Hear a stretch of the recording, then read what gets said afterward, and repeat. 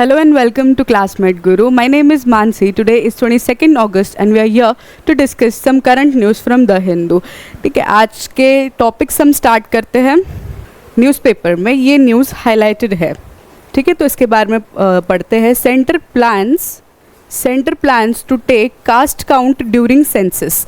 ठीक है, सेंटर जो है कास्ट सेंसस के ऊपर फोकस कर रहा है, प्लान कर रहा है कि कास्ट सेंसस भी किया जाए. ठीक है, इसके बारे में आगे आने वाले स्लाइड्स में हम पढ़ेंगे अच्छे से.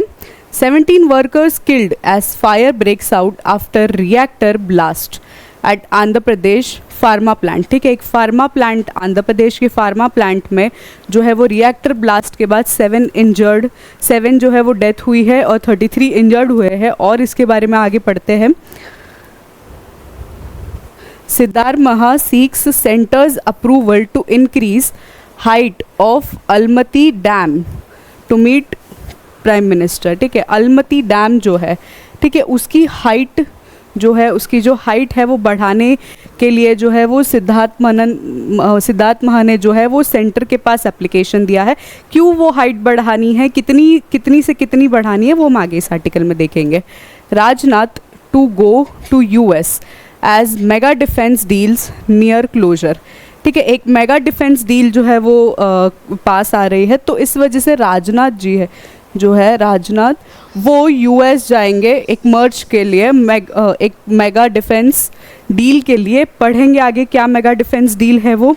ठीक है, Supreme court makes suo motu move to reform advocate bodies. ठीक है, एडवोकेट्स के लिए जो है सुप्रीम कोर्ट ने एक सीओ मोटो रिफॉर्म लाया है.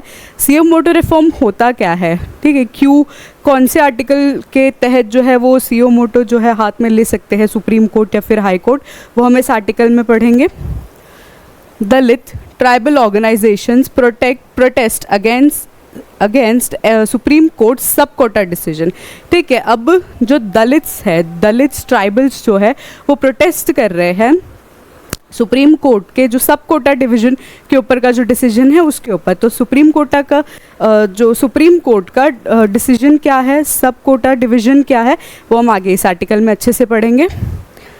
ICAR Penn State team makes a tool small enough to edit plant genome. ठीक है, प्लांट जीनोम एडिट करने के लिए, उसे स्टडी करने के लिए एक टूल बनाया गया है, स्मॉल टूल बनाया गया है. ठीक है, तो उसके बारे में इस आर्टिकल में पढ़ेंगे हम अच्छे से. क्या टूल है वो, कैसे जीनोम एडिट किया जाएगा. ठीक है, vote puts Ukraine a step closer to ICC membership. Ukraine को जो है ICC membership, International criminal Court की मेंबरशिप के लिए जो यूक्रेन है उन्होंने एप्लीकेशन दिया है. क्यों दिया है, क्या रीज़न है, उसका आगे इस आर्टिकल में पढ़ेंगे. आईसीसी ऑर्गेनाइजेशन होता क्या है, कब एस्टैब्लिश हुआ था, उसके बारे में भी इस आर्टिकल में पढ़ेंगे. NSE client referral detects spooks brokers. ठीक है, अब NSE के बारे में है, नेशनल स्टॉक एक्सचेंज के बारे में न्यूज़ आई है. क्या है नेशनल स्टॉक एक्सचेंज, ब्रोकर्स के लिए एक रिफॉर्म लाया गया है. क्या है वो रिफॉर्म, आगे हम पढ़ेंगे. ठीक है, उसके क्या इम्पैक्ट्स होंगे मार्केट पे, वो भी पढ़ेंगे. ठीक है, डिटेल डिस्कशन करते हैं, उसके पहले क्वेश्चंस देख लेते हैं. ठीक है, अब क्वेश्चंस हमने कल मैंने जो कल के जो टॉपिक्स थे, इंपॉर्टेंट टॉपिक्स, उसके लिए क्वेश्चंस तैयार किए थे, वो आपको उसके कमेंट सेक्शन में आंसर बताने थे. ठीक है, आइए देख लेते हैं क्वेश्चन क्या है, डिस्कशन देख लेते हैं इसका. Consider the following statement regarding BRICS के लिए, ब्रिक्स ऑर्गेनाइजेशन जो है 5 कंट्रीज़ का ऑर्गेनाइजेशन जो है, उसके लिए ये स्टेटमेंट जो है कंसिडर करने हैं, बताना है इसमें से कौन से ट्रू है. BRICS is an acronym for a group of 5 major emerging economies: Brazil, Russia, India, China and South Africa. This is true. ठीक है, ब्रिक्स आपको दिख ही रहा है, ये ब्रिक्स जो है, पहले Brazil, Russia, India, China, south Africa. पहले सिर्फ ये ब्रिक था. अब 2010 के बाद जो है वो एस भी ऐड हो गया है, साउथ अफ्रीका भी एक मेंबर हो गया है इसका. कल हमने बहुत डिटेल में स्टडी किया है इसके बारे में. अगर जानना चाहते हैं किस टॉपिक से रिलेटेड है ये सब कुछ, तो आप कल की वीडियो में देख सकते हैं. The BRICS countries collectively represent over 40% of the world's population. Yes, this is also true. BRICS New Development Bank was established to support public and private projects through loans, guarantees and other financial instruments. ठीक है, ये भी सही है. ठीक है, तो ये तीनों सही है. आगे बढ़ते हैं नेक्स्ट क्वेश्चन की तरफ. Consider the following statements regarding India China Japan 2+2 dialogue. ठीक है, अब कल हमने इंडिया जापान 2+2 डायलॉग के बारे में पढ़ा. ठीक है, क्या है वो अगर आपको जानना है तो कल के वीडियो में देख सकते हो. डिटेल डिस्कशन उसका हुआ है, कौन से एग्रीमेंट साइन होंगे उसके लिए, क्यों होता है ये, क्या इसमें क्या डिस्कशंस होते हैं इस डायलॉग में, वो सब कुछ कल के वीडियो में बताया है मैंने. ठीक है, the India China 2+2 dialogue involves foreign and defence ministers from both countries. Yes, this is true. The first India-Japan 2+2 ministerial dialogue was held in Tokyo. Yes, this is also true. The India-Japan 2+2 dialogue is a strategic mechanism aimed to enhance defense security cooperation between two countries. Yes, this is also true. तो सही हो जाता है D. ठीक है, आगे बढ़ते हैं नेक्स्ट क्वेश्चन की तरफ.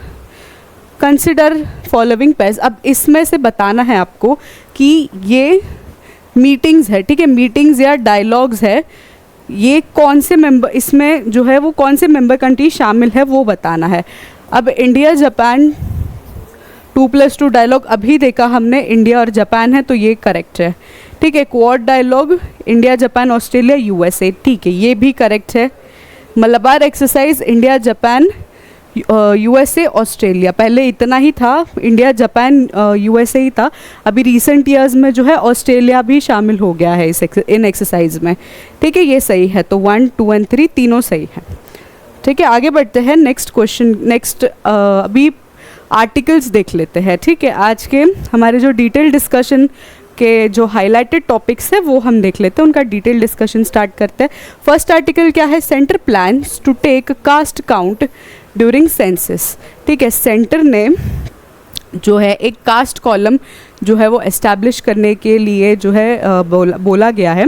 ठीक है, उससे क्या होगा, कास्ट सेंसस जो है वो डिटेक्ट होगी. कास्ट सेंसस 2011 में भी कैरी आउट करने की कोशिश करी गई थी.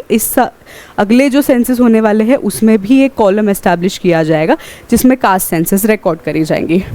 ठीक है, in 2011 the Congress led United Progress Alliance UPA conducted first ever caste count separate from census exercise, but the findings were never made public. ठीक है, 2011 में भी एक सेंसस जो है वो कंडक्ट किया गया था, बट फाइंडिंग्स जो है वो पब्लिक नहीं की गई थी, वो प्राइवेट ही थी. किसी को जो सेंसस का डेटा है वो नहीं पब्लिश किया गया था. ठीक है, तो इस बार क्या होगा कि जो सेंसस होगा उसका जो डेटा होगा वो भी पब्लिक किया जाएगा, वो कॉलम के बारे में इंफॉर्मेशन सबको दी जाएगी. ठीक है, आगे बढ़ते हैं. नेक्स्ट आर्टिकल है हमारा 17 workers killed as fire breaks out after reactor blast at Andhra Pradesh pharma plant. Andhra Pradesh के फार्मा प्लांट में एक रिएक्टर ब्लास्ट में 13 लोगों की डेथ हो गई है और 33 जो है 17 लोगों की डेथ हो गई है और 33 जो है वो इंजर्ड है. ठीक है, तो इसके बारे में आगे पढ़ते हैं. कहाँ हुआ है ये ब्लास्ट, अच्छे से बढ़ते हैं. Industrial safety concerns. ठीक है, ब्लास्ट के बारे में थोड़ा सा देख लेते हैं. The incident highlights significant safety lapses in industrial operations, especially in hazardous sectors like pharmaceuticals, emphasizing the need for strict adherence to safety protocols and regular inspection. ठीक है, सेफ्टी प्रोटोकॉल्स और रेगुलर इंस्पेक्शन को जो है वो बताया गया है कि अगर सेफ्टी प्रोटोकॉल्स और रेगुलर इंस्ट्रक्शंस को फॉलो किया जाता तो ऐसा कुछ नहीं होता. फॉलो होना चाहिए हर जगह पे, फार्मास्यूटिकल इंडस्ट्रीज़ में और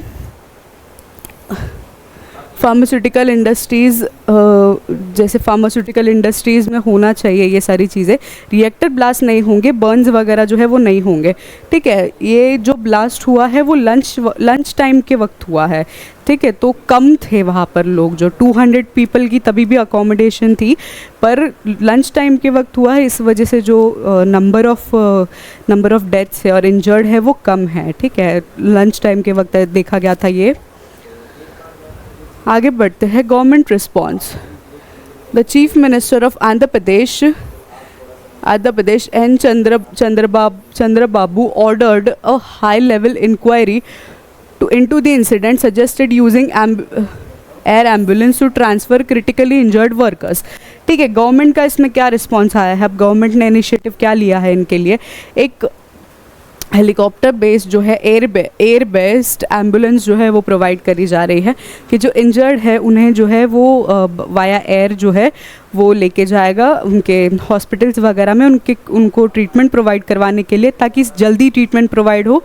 ठीक है, और एक इंक्वायरी बिठाई जाएगी कि हाई लेवल इंक्वायरी बिठाई जाएगी कि ये क्यों हुआ, क्या रीजंस थे इसके।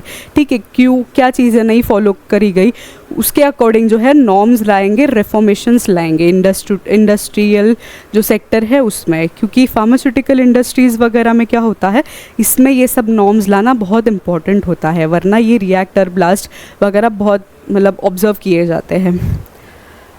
National impact. Both President Draupadi Murmu and Prime Minister Narendra Modi expressed their condolences. Prime Minister announced an ex gratia of 2 lakh to the families of deceased and 50,000 to the injured. ठीक है, Narendra Modi central government की तरफ से 2 lakh rupees to the जो जिनकी death हो गई है उनके फैमिलीज़ को जो है वो 2 लाख रुपीज़ जो है वो दिए जाएंगे, और जो इंजर्ड है, ठीक है, जो इंजर्ड है उनको 50,000 दिए जाएंगे। ये जो है वो सेंट्रल गवर्नमेंट की तरफ से एड है एक। ठीक है, आगे बढ़ते हैं, नेक्स्ट आर्टिकल देख लेते हैं। Siddaramaiah seeks centre's approval to increase height of Almatti dam to meet prime minister. ठीक है, अब अलमती डैम की जो हाइट है वो इंक्रीज़ करी जा रही है, क्यों इंक्रीज़ करी जा रही है वो हम आगे देखते हैं। The proposal involves negotiation with the neighboring states like Maharashtra, Andhra Pradesh, Telangana, highlighting the complex nature of interest water disputes, cooperative federalism, environment and social impact. इसकी जो हाइट है ना, ठीक है, इसकी जो हाइट है, ये हाइट जो है वो 524 मीटर्स जो है वो इंक्रीज़ करी जाएगी। अभी इसकी हाइट कितनी है, प्रेजेंट हाइट है 519.6 मीटर्स। ठीक है, 519.6 मीटर्स इसकी हाइट है अभी। इसकी इंक्रीज़ क्यों करी जा रही है 524.25, ठीक है, 25 इतनी जो हाइट है वो इंक्रीज़ करी जाएगी। बेसिकली इसकी हाइट क्यों इंक्रीज़ करने की कोशिश करी जा रही है, ठीक है, इसके जो कृष्णा रिवर वाटर डिस्प्यूट है, ठीक है, Krishna water river dispute tribunal allocated, Krishna water river dispute जो है उसका जो वाटर है वो अलोकेट करने के लिए, उसका जो वाटर है वो उसको स्टोरेज करने के लिए, उसके वाटर इरिगेशन के लिए जो है ये हाइट जो है वो बढ़ाई जा रही है डैम की। ठीक है, आगे बढ़ते हैं। इसके इकोनॉमिक इम्पैक्ट्स क्या होंगे। The project cost has escalated significantly with the state government estimating an expenditure of 80,000 crores, underscoring the financial challenge involving large scale infrastructure project। ठीक है, 80,000 crores जो है वो और इंफ्रास्ट्रक्चर प्रोजेक्ट में जो है वो फाइनेंशियल एड लगेगा। ठीक है, आगे बढ़ते हैं। ये पूरा क्रक्स है इस टॉपिक का। Rajnath to go to US as mega defence deals is near. ठीक है, राजनाथ सिंह जो है कौन है, डिफेंस मिनिस्टर राजनाथ सिंह। ठीक है, राजनाथ सिंह हमारे डिफेंस मिनिस्टर है, वो अगस्त 23 to 26 तक जो है वो US में रहेंगे। ठीक है, क्योंकि जो है एक deal, defence deal, high and defence deal जो है वो साइन होने वाली है इंडिया और US के बीच में। ठीक है, आगे पढ़ते हैं इस आर्टिकल के बारे में डिटेल में। क्या है, high profile visit, defence minister Rajnath Singh is set to visit US to finalize several key defense agreements, emphasizing the deepening strategies and defense ties between India and United States. Key defense deal कौन सी है अभी? The visit is likely to focus on conducting high-value defense deals, potentially including advanced fighter jet engines, drones, and other critical military hardware, as well as collaboration on technology transfer. ठीक है, अब इस deal में जो है, deal किससे related है, fighter jet engine से रिलेटेड है, ठीक है, ड्रोन्स से रिलेटेड है और क्रिटिकल मिलिट्री हार्डवेयर से रिलेटेड है। इन चीज़ों की जो डील है वो साइन होने वाली है। इस वजह से जो है इसे हाई प्रोफाइल विजिट बोला जा रहा है, ठीक है। स्ट्रैटेजिक इंपॉर्टेंस क्या है इसका? This deal significant for Indian defense modernization, boosting capabilities in critical areas such as air and maritime security। Air और maritime security में जो है इसका बहुत बड़ा एक इम्प्रूवमेंट दिखाई देगा, एक बूस्ट दिखाई देगा। ये इस डील को साइन होने के बाद जो इक्विपमेंट्स या फिर जो इंजन्स नए जो है वो इंट्रोड्यूस होंगे इंडिया में, तो उससे क्या होगा, एक बूस्ट मिलेगा मैरीटाइम सिक्योरिटी को और एयर बेस जो सिक्योरिटीज़ होती है उसको, ठीक है। आगे बढ़ते हैं। जियोपॉलिटिकल कॉन्टेक्स्ट क्या है इसका? The defence agreements are part of broader Indo US strategic corporation aimed to counterbalance regional threat, particularly in Indo-Pacific region where China's growing influence is shared concern, ठीक है। ये इंडो यूएस स्ट्रैटेजिक कॉरपोरेशन जो है वो M करता है counter balance करने के लिए जो रीजनल थ्रेट है, ठीक है। इंडो पैसिफिक में जो रीजनल थ्रेट है जिसमें चाइना का इन्फ्लुएंस देखा जाता है, उसे जो है एम करता है, ठीक है, काउंटर बैलेंस करने के लिए एम करता है, काउंटर बैलेंस हो जाए ये, ठीक है। ये डिफेंस एग्रीमेंट जो है उसे एम करता है, ये जियोपॉलिटिकली इम्पॉर्टेंट है। नेक्स्ट देख लेते हैं हम article. Supreme court makes suo motu move to reform advocates bodies. अब इसमें क्या बोला जा रहा है, ठीक है। ये आर्टिकल किसके बारे में है? ये आर्टिकल मैंने आज इसलिए डाला है कि इसमें सुयोमोटो का जो है वो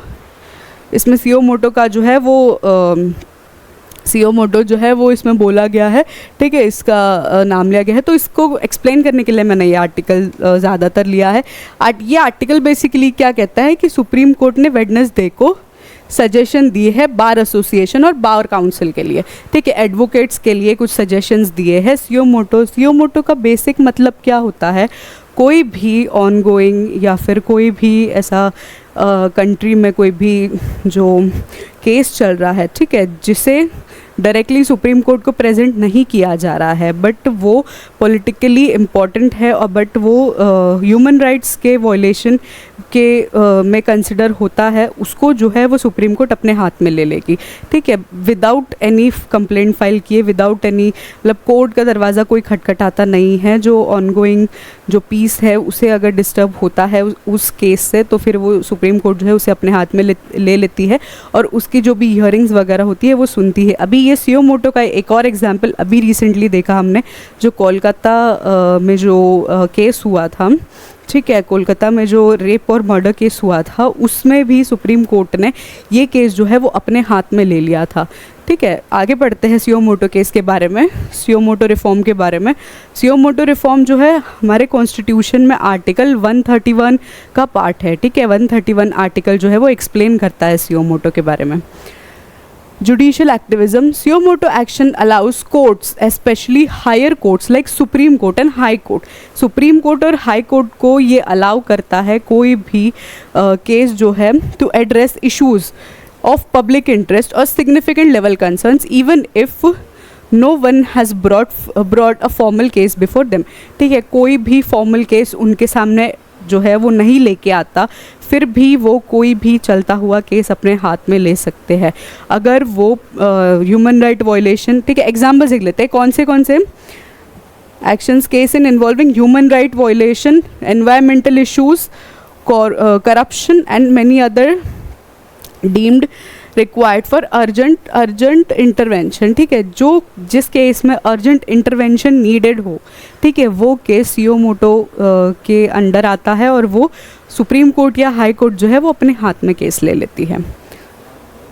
इम्पॉर्टेंस क्या है? Suo motu action are crucial in ensuring justice and accountability, especially in situations where affected parties may may not have the means और awareness to approach the court. ठीक है, सुयो मोटो एक्शन क्यों लिया जाता है?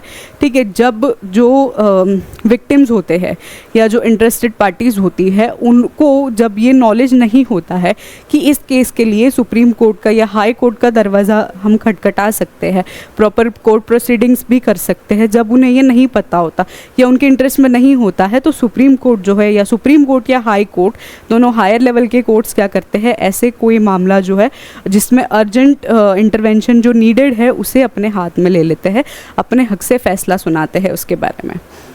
ठीक है, आगे बढ़ते हैं, नेक्स्ट आर्टिकल देख लेते हैं। Dalit tribal organisations protest against supreme courts sub quota decision. अब थोड़े दिनों पहले क्या हुआ था, सुप्रीम कोर्ट ने एक डिसीजन जो है वो टेबल किया था। क्या डिसीजन था वो कि जैसे केशव भारती केस हुआ था उसमें ओबीसी को जो है वो 27% जो है वो रिजर्वेशन देने के लिए जो ओबीसी को जो है वो बैकवर्ड क्लासेस और मोर बैकवर्ड क्लासेस में और क्लासिफाई करने की जो है वो कोशिश की थी, और क्रिमिलियर का जो कंसेप्ट है वो भी इस्टेब्लिश हुआ था उसमें। ठीक है, तो उसी को देखते ही उसी के प्रिंसिपल्स को देख के जो है एक और ऑर्डिनेंस या फिर एक और चेंज लाने की कोशिश करी गई, जिसमें बताया गया कि एससीज और एसटीज में भी सब कोटा डिवीज़न होना चाहिए। ठीक है, सब कोटा डिवीज़न होना चाहिए इसमें भी, ताकि जो जेन्युइन जिनको चाहिए रिजर्वेशन, जिनको जो ज़रूरत है रिजर्वेशन की, उन तक रिजर्वेशन के बेनिफिट्स पहुँचे। इस वजह से जो है ये जो सब डिवीज़न है वो जो बिल है वो टेबल करने की कोशिश करी गई थी, बट सुप्रीम कोर्ट ने जो है वो इससे मना कर दिया। ठीक है, इस बिल को जो है सेंटर ने जो है इस बिल को बिल बनने से पहले मना कर दिया कि नहीं, ऐसा नहीं करेंगे। तो उस डिसीजन की वजह से जो है दलित्स और ट्राइबल्स जो है, ठीक है, वो प्रोटेस्ट कर रहे हैं। ठीक है, सब कोटा डिवीज़न के ऊपर जो है वो प्रोटेस्ट कर रहे हैं। तो इसमें प्रोटेस्ट में क्या देखा गया कि 21 अगस्त को जो है वो महाराष्ट्र पूरा भारत जो है वो बंद देखा गया। ठीक है, भारत बंद की जो है वो घोषणा कर दी गई थी, वो देखा गया था इन protest with supreme court sub quota decision. ठीक है, सुप्रीम कोर्ट के सब कोटा डिसीजन के ऊपर ये प्रोटेस्ट देखा गया। ठीक है, और भी प्रोटेस्ट हो रहे हैं। ठीक है, आगे बढ़ते हैं। Protesters fear ruling could dilute the reservation benefits. ठीक है, प्रोटेस्टर्स को ये लग रहा है कि जो दलित्स और आदिवासीज़ है, ठीक है, उनको प्रोटेस्ट करने के बाद जो है वो रिजर्वेशन मिल जाएगा। इस वजह से वो इंटरेस्ट दिखा रहे हैं प्रोटेस्ट वगैरह में। 21 अगस्त को जो है वो भारत बंद देखा गया था इसी चीज़ से रिलेटेड। अब इसमें रिस्पॉन्स और इम्प्लीकेशंस क्या थे? The ruling has sparked significant political and social debates with concerns of its impact on reservation system. The protests highlight deep-seated anxieties within SC/ST communities and are expected to lead further political and legal challenges in coming weeks. ठीक है, और political और legal challenges जो है वो आने वाले हैं अगले आने वाले वीक्स में, तो उसे लीड करने के लिए जो है चैलेंजेस देखने मिलेंगे हमें। अगला आर्टिकल देखते हैं। नेक्स्ट आर्टिकल में क्या बताया है? ICAR Penn State team makes a tool small enough to edit plant genome. अब प्लांट जीनोम को एडिट करने के लिए जो है एक टूल बनाया गया है। ठीक है, उसे टूल से क्या होगा, प्लांट जीनोम को जो है वो एडिट किया जाएगा। क्या है आर्टिकल देख लेते हैं। Collaborative effort the Indian council of agricultural research ICAR, Indian council of agricultural research and Penn State University have developed a groundbreaking tool small enough to edit plant genome. This tool is likely a significant advancement in field of genetic engineering specifically for agriculture applications. ठीक है, genome editing जो है, plant genome editing जो है agriculture में बहुत important होगा। ठीक है, एग्रीकल्चर में जो है एग्रीकल्चर के लिए बहुत इंपॉर्टेंट होगा, और जेनेटिक इंजीनियरिंग में जो है वो भी बहुत इंपॉर्टेंट होगा। ये दोनों चीज़ों में इंपॉर्टेंट होगा। टूल के फीचर्स देख लेते हैं क्या है। The new genome editing tool could offer precision at micro scale, making it possible to target specific gene without plants for modification. This is particularly relevant for improving crop yield, resistance to pest and climate adaptability. ठीक है, ये जो tool है, ठीक है, जो tool बनाया गया है जीनोम एडिटिंग का, जीनोम एडिटिंग से क्या होगा कि जीनोम एडिटिंग से क्रॉप यील्ड जो है उसे इम्प्रूव करा जाएगा। दूसरा, जो चेंजिंग क्लाइमेट है उसके लिए एडाप्टेशन होगा, चेंजिंग क्लाइमेट का जो एडाप्टेशन है वो क्रॉप्स में जो है हम डाल सकते हैं। और दूसरा क्या हो, तीसरा क्या होगा, पेस्ट के लिए जो रेजिस्टेंस है वो भी होगा। ठीक है, अगर एक्सेस पेस्ट अगर हम स्प्रे कर देते हैं कोई भी क्रॉप के ऊपर तो वो डैमेज हो जाता है, तो वो मर जाता है प्लांट या क्रॉप। तो जीन एडिटिंग से क्या होगा कि जो मरने वाले प्लांट्स है उन मतलब जीनोम एडिटिंग से क्या होगा कि वो जो मतलब जो नहीं ले पाते ज़्यादा हैवी पेस्ट को जो है उसे एडिट करके, उनका जीनोम एडिट करके जो है वो ज़्यादा यील्ड दे सकता है। Agricultural impacts, such advancements could lead to development of more resilient crop varieties। ठीक है, और अच्छी resilient crop varieties जो है वो और प्रोड्यूस हो सकती है ऐसे जीनोम एडिटिंग से। ठीक है, आगे बढ़ते हैं, नेक्स्ट आर्टिकल देख लेते हैं। Vote puts Ukraine a step closer to ICC membership. अब आईसीसी मेंबरशिप है क्या, इंटरनेशनल क्रिमिनल कोर्ट क्या है पूरा देख लेते हैं, क्या मामला है। पहले आईसीसी देख लेते हैं, आईसीसी ऑर्गेनाइजेशन है क्या, international criminal court establishment and legal framework founded. The ICC was established by Rome statute which was adopted on July 17, 1998 enforced on July 1st 2002। ये याद रखना है, ये इम्पॉर्टेंट है। ठीक है, एस्टैब्लिश कब हुआ था, 1998 में इस्टेब्लिश हुआ था 17 जुलाई को, और जो फोर्स में कब आया था 1 जुलाई 2002 को। लीगल फाउंडेशन क्या है, the Rome statute serves treaty that established ICC and outlines its functions, jurisdiction and structure। as of now 123 countries are state parties of Rome Statute। ठीक है, 123 कंट्रीज़ जो है अभी तक के 123 कंट्रीज़ जो है वो मेंबर कंट्रीज़ हैं। इनके jurisdiction देख लेते हैं। क्राइम कवर्ड, अब इसमें कौन से क्राइम्स कवर होते हैं। ठीक है, कौन से क्राइम्स जो है ये एक international council of court, international criminal court जो है वो एक इंटरनेशनल वो क्रिमिनल केसेस पे जो है वो लुक इनटू करता है इंटरनेशनल इंटरेस्ट में। ठीक है, तो उसमें जो जुरिस्डिक्शन के अंडर क्या क्या आता है उनके वो देखते हैं, कौन से केसेस वो सुनते हैं, कौन से केसेस में उनका इंटरेस्ट जो है वो दिखता है। Genocide, crime against humanity. Genocide क्या होता है, acts committed with the intent to destroy in a whole or part in nations, ethnic, racial और religion। कोई भी एक पार्ट को पूरे, ठीक है, intent to destroy a whole, ठीक है, एक पूरे कोई पार्ट को या फिर एक पूरे कोई कम्युनिटी को कह सकते हैं, उसे डिस्ट्रॉय करने की कोशिश की जाए। ठीक है, उसका इंटेंट और उसका इंटेंशन अगर ये हो नेशनल, एथनिक और रेशियल उसका इंटेंशन हो ख़त्म करने का, डिस्ट्रॉय करने का, तो इसे जीनोसाइड बोला जाता है। ठीक है, क्रिमिनल क्राइम्स अगेंस्ट ह्यूमैनिटी के अगेंस्ट जो क्राइम्स होते हैं उसे भी सुना जाता है इन कोर्ट में। वॉर क्राइम्स, अगर इंटरनेशनल लेवल पे कोई वॉर लाइक सिचुएशन हो रही है, ठीक है, वॉर लाइक सिचुएशन में जैसे पैलेस्टाइन और गाज़ा की सिचुएशन देख सकते हैं। ठीक है, या फिर और भी थोड़े हुए थे उसकी चीज़ें, यूक्रेन रशिया का देख सकते हैं। ठीक है, यूक्रेन रशिया का इसमें आएगा आगे।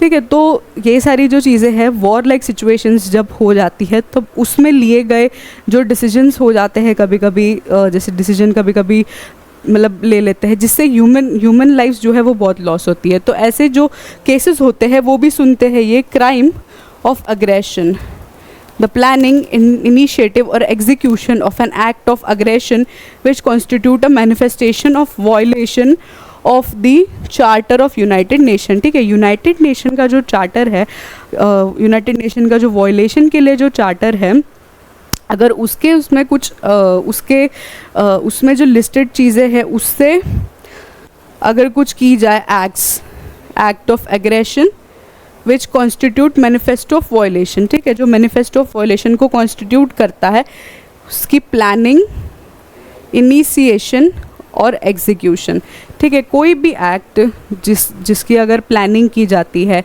जिसमें जो मैनिफेस्टो है, ठीक है, चार्टर, यूनाइटेड नेशन का जो चार्टर है उसमें वॉयलेंस के मैनिफेस्टो में अगर वो इंक्लूड होता है, अग्रेशन में लिए गए, कोई प्लानिंग की गई, अगर अग्रेसिवली कोई वॉयलेंस की बड़े लेवल पे, या फिर उसका एग्जीक्यूशन हुआ या फिर इनिशिएट भी हुआ, तो उसको जो है वो जो केसेस जो है वो इस कोर्ट में जो है वो सुने जाएंगे, ठीक है। आगे बढ़ते हैं, स्ट्रक्चर देख लेते हैं। Judicial division, the ICCA is composed of presidency, judicial division, pre-trial, trial and appeal chambers, the office of prosecutor and registry, ठीक है। Office of prosecutor, the prosecutor currently Karim A Khan, ठीक है, ये याद रखना है, प्रोसिक्यूटर का नाम क्या है, Karim A Khan, as of 2024 is responsible for investigating and prosecuting crimes under ICC jurisdiction, ठीक है। जो ये ए करीम खान जो है वो ए करीम खान जो है वो जो जूरिसडिक्शन के अंडर जो क्राइम्स आते हैं उनको सुनते हैं ये, ठीक है। Chambers, the pre trial, trial and appeal chambers handle cases at different stages of judicial process, ठीक है। चेम्बर ये इसका सारा पार्ट है, ठीक है, स्ट्रक्चर है ये इसका। अब ये ICC जो है वो इसमें ये आर्टिकल क्या कहता है ICC के बारे में, ठीक है। तो यूक्रेन जो है उन्होंने ICC में ज्वाइन होने के लिए अपना एप्लीकेशन दिया है, ठीक है। क्यों दिया है अपना एप्लीकेशन? 2022 में देखा गया था, रशिया का इन्वेजन देखा गया था यूक्रेन पे, तो काफ़ी ह्यूमन लाइफ्स जो है वो लॉस हुई थी और भी बहुत सारा डैमेज हुआ था, इंफ्रास्ट्रक्चर डैमेज हुआ था, बहुत सारी चीज़ें जो है वो हुई थी। तो उस ऐसे वॉर लाइक सिचुएशन से बचने के लिए अगर ऐसी कोई वॉर लाइक सिचुएशन होती है तो उसे कोई सुने, उसे जो है वो रेगुलेट करे, उस वजह से जो है यूक्रेन ने जो है ICC के पास अपना एप्लीकेशन दिया है कि उन्हें ज्वाइन होना है इसमें, ठीक है। आगे बढ़ते हैं, नेक्स्ट आर्टिकल देख लेते हैं। National stock exchange client referral detect spooks brokers. अब national stock exchange of India है क्या?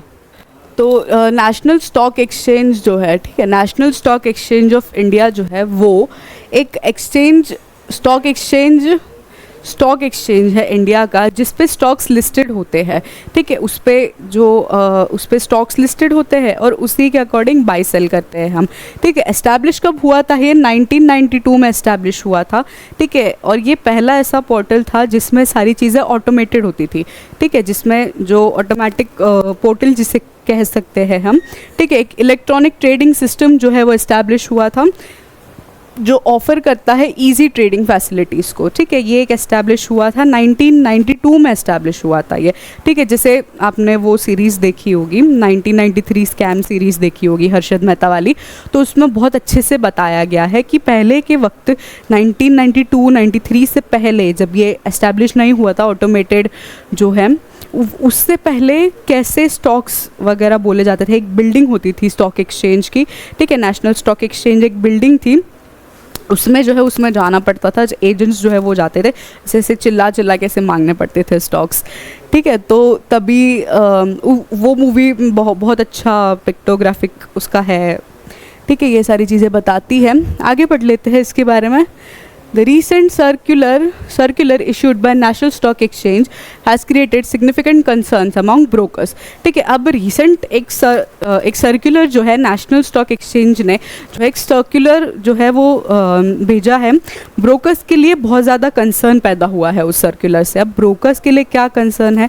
तो नेशनल स्टॉक एक्सचेंज ने ये बोला है कि जो एडवाइज़र होगा, ठीक है, जो एडवाइज़र्स होंगे जो हमें बताएंगे कि एजेंट्स जो होते हैं जो बताते हैं कि ये स्टॉक ख़रीदना है, ये स्टॉक जो बेचना है, उन्हें जो एक ऑथराइज्ड पर्सन का जो एक सर्टिफिकेट है वो उन्हें बेयर करना होगा। अगर उनके पास नहीं होगा तो वो नहीं कर सकते, ये वो इलीगल माना जाएगा। ऐसा नेशनल स्टॉक एक्सचेंज ने जो है वो भी बोला है, ठीक है। विथ नेशनल स्टॉक एक्सचेंज, ये जो सर्टिफिकेट है वो नेशनल स्टॉक एक्सचेंज ही प्रोवाइड करेगी।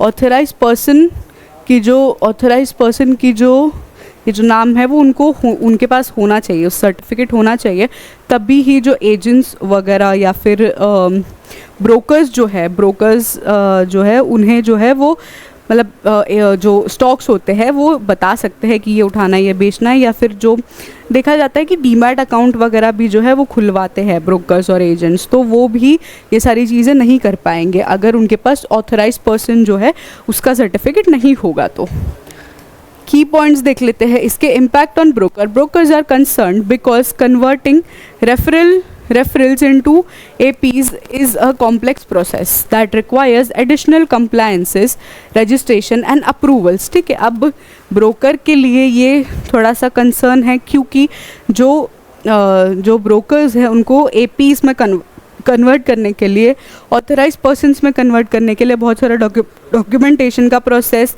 बहुत सारा रजिस्ट्रेशन, ये सारी चीज़ें करनी पड़ रही है, इस वजह से थोड़ा कंसर्न है उनको, ठीक है। Referral programmes discontinued. In response, several brokerage including prominent firms like Zerodha have halted their referral programs. जो referral programs होते हैं वो उन्होंने ज़रोदा जो है एक ज़रोदा जो फर्म है उन्होंने अपना रेफरल प्रोग्राम जो है इससे ये डिसीजन के बाद जो रेफरल प्रोग्राम है उसे होल्ड पे रखा है अपने, और भी कुछ फर्म्स है जिन्होंने ये होल्ड पे रखा है। This is likely to impact the rapid growth in demat account observed in recent years as many new accounts were opened through such programs, ठीक है। बहुत सारे नए डीमैट अकाउंट ओपन हो रहे थे, डीमैट अकाउंट जो है वो ओपन हो रहे थे, एक इंसान जो है वो काफ़ी डीमैट अकाउंट बेयर कर सकता है, तो इस वजह से ये देखा जा रहा है। आगे बढ़ते हैं। Regulatory compliances, the move places an onus on brokers to ensure compliance with SEBI and exchange rules, ठीक है। ये जो डिसीजन जो NSE जो सर्कुलर जो है NSE ने जो है सर्कुलेट किया है उसका इंटरेस्ट जो है वो सेबी और एक्सचेंज रूल्स में जो है वो ज़्यादा है, ठीक है। Which might increase operational cost and reduce in ease of doing business, ठीक है। जो ऑपरेशनल कॉस्ट में जो है वो इंक्रीज दिखेगा और बिजनेस जो है उसमें जो रिड्यूस करेगा, उसके ईज को जो है वो रिड्यूस करेगा। The requirement of APs to be registered with single broker also limits the flexibility of the referrals previously and had to work with multiple brokers. Industry reaction, अब ये इंडस्ट्री का क्या रिएक्शन था इस चीज़ के ऊपर। The circular has been criticised for being implemented without prior consultation with brokers, ठीक है। पहले कंसल्ट क्यों नहीं किया ब्रोकर्स से, उस वजह से ये सर्कुलर जो है वो काफ़ी क्रिटिसाइज़ किया जा रहा है कि पहले कंसल्ट करना चाहिए था, पहले एक थोड़ा सा वक्त देना चाहिए था ऐसी कोई अमेंडमेंट या फिर ऐसे कोई सर्कुलर के आने के बाद हम क्या करें उसके सोचने के लिए, ठीक है। No transition period has been provided, कोई ट्रांजिशन पीरियड प्रोवाइड नहीं किया गया। This abrupt change is expected to have particularly adverse effect on new age brokerage that rely heavy on referrals for customers, ठीक है। ये नई न्यू एज ब्रोकर्स जो है उन पे ज़्यादा इफेक्ट कर रहा है, जिनके पास जो है वो ऑन रेफरल कस्टमर्स एक्विजिशन, ठीक है। उनके रेफरल कस्टमर्स एक्विजिशन के ऊपर ज़्यादा जो है इम्पैक्ट कर रहा है। आगे बढ़ते हैं, ठीक है। तो आज के जो टॉपिक हमने डिस्कस किए उसके रिलेटेड क्वेश्चंस देख लेते हैं, ठीक है थोड़े।